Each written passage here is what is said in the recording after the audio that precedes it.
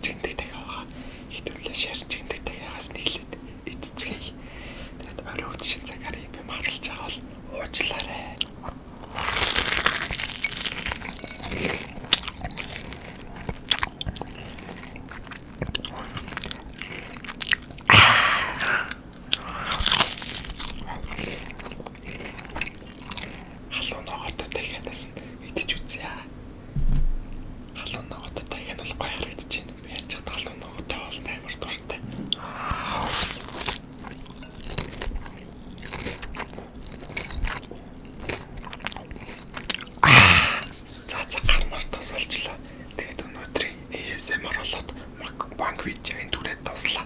Дараагийн удаа та нарт илүү ховрын хоолнуудаас идэж үзүүлэх болно. Энэ удаа дахиад болоод бүргэр тэгээд шарсан төмсийг идлээ.